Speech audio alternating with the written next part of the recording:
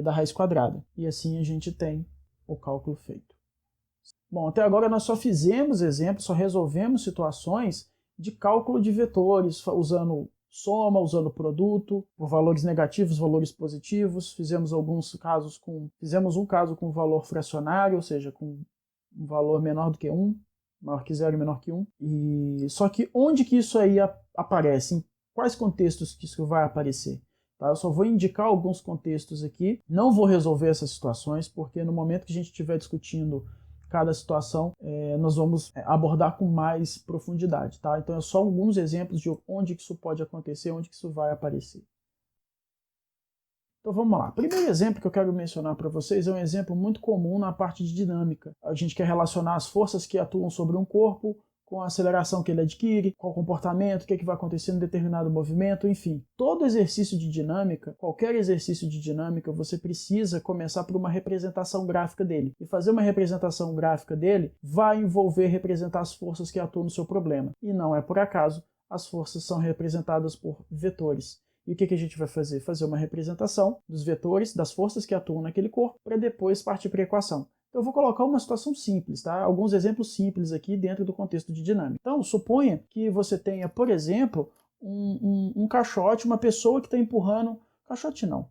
Vamos supor que tem uma pessoa empurrando um carrinho de supermercado. Imagina que a pessoa está empurrando um carrinho pelo supermercado e aqui eu vou representar o caminho por onde essa pessoa empurra o carro. Então vou fazer um desenho de um carrinho aqui. Como vocês podem perceber, meu desenho não é muito bom, mas é só para poder ter uma noção. E aqui você tem uma pessoa, suponha que a pessoa esteja empurrando o carrinho para cá. E eu preciso representar a força que essa pessoa faz nesse carrinho para cá. Então eu vou representar usando um vetor. Por exemplo, assim, eu vou chamar esse vetor de F1, para dizer que é a força que a pessoa está fazendo. Ainda no mesmo exemplo, pensa no seguinte, se não existisse chão, por mais que a pessoa empurrasse para frente, se não existisse chão, esse carrinho ia despencar. O que não deixa o carrinho despencar é o chão. Então eu tenho que representar também uma força, eu posso dizer, é correto dizer, que esse carrinho, por estar apoiado no chão, por estar sustentado no chão, o chão empurra esse carrinho para cima, fazendo com que ele não caia.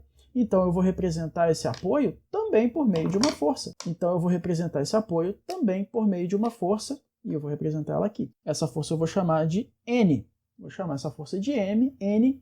A gente chama a força de apoio de força normal. E ela recebe esse nome não é à toa não, ela transmite também a informação de que esses caras aqui são perpendiculares. E ainda, nessa mesma situação, falta representar mais um agente aí.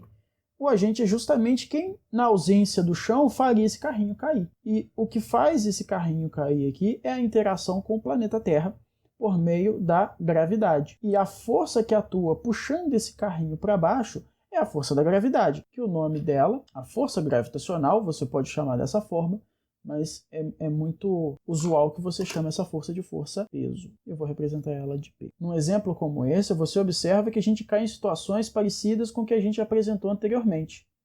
É claro que neste problema estão todas representadas com a origem no mesmo ponto. E como eu falei para vocês, você só pode fazer a conta com todas as forças partindo do mesmo ponto se você tem apenas duas forças. Então você tem algumas opções aqui. Ou você resolve 2 a 2, tá? Para poder usar o método que elas começam no mesmo ponto. Ou você, se quiser tratar todas as forças ao mesmo tempo, você pode somar usando aquele método de colocar um em sequência do outro, tá? Só que você pode ser também um pouquinho mais esperto. Como você sabe que vetores que têm mesmo tamanho, porém sentidos opostos, a soma deles vai dar 0, um dos exercícios que a gente fez tem exatamente esse caso, você pode se beneficiar de resultados como esse para resolver situações como essas. Não vou entrar nos detalhes aqui dessa soma nesse momento, só estou demonstrando onde que pode aparecer. Outro exemplo, outra situação muito comum no estudo de forças. Suponha que você tenha uma segunda situação, e aqui eu já vou dar um exemplo mais voltado para a área da eletricidade. Então suponha que aqui você tenha uma placa, tá? Uma chapa. Meus desenhos não são muito bons, como vocês notam. E suponha que aqui você tem essa placa carregada positivamente e do lado de cá você tenha uma placa semelhante, porém carregada negativamente. Aqui nessa região, se você jogar uma partícula carregada, digamos que você insira aqui uma partícula carregada com carga positiva, obviamente, você sabe que a placa positiva vai empurrar a partícula positiva para o negativo. E a placa negativa vai puxar essa partícula para si. Então a gente tem a ação de duas forças aqui, de duas interações elétricas, uma da placa positiva e uma da placa negativa. A gente tem que somar as duas contribuições. Então como que a gente representaria isso? Aqui eu vou chamar de F1, que é a força da placa positiva, e um pouco mais abaixo a gente tem a F2. É fácil ver nesse caso que você vai ter que somar as duas contribuições, já que os dois apontam para o mesmo lado, para a mesma direção, para o mesmo sentido. Então, outro caso semelhante do que a gente já abordou.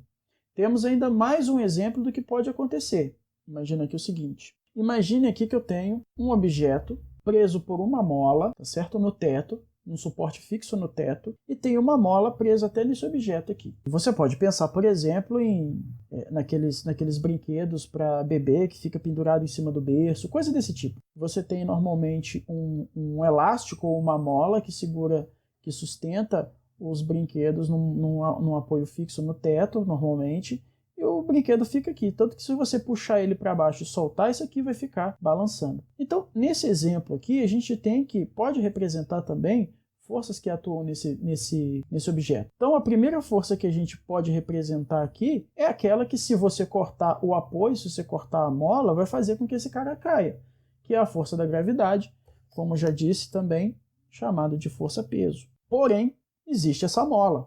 Obviamente, essa mola faz com que esse objeto não caia. Então, a gente representa a força que a mola faz, que eu estou chamando de Fm aqui nesse caso. Então, a gente observa que aqui a gente tem um caso de forças de mesma direção em sentidos opostos, e para poder interpretar essa situação a gente vai ter que fazer o cálculo da soma desses caras. E é claro que é uma soma como nós vimos até agora. O valor do vetor soma vai depender de como cada caso desse se apresenta para vocês. Então nós vimos aqui algumas aplicações. É claro que quando a gente estiver discutindo cada um desses casos, nós vamos usar isso para poder resolver a situação e vamos discutir as minúcias da situação de cada contexto. Mas o essencial é isso que nós vimos. Por que a gente precisa, para que a gente precisa fazer soma de vetores e multiplicar vetor por escalar, para poder conseguir resolver situações como essas aqui.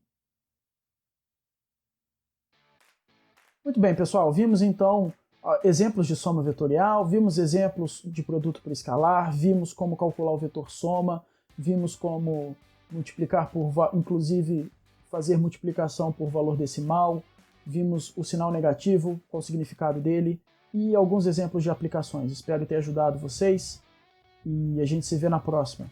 Um forte abraço e cuidem-se bem.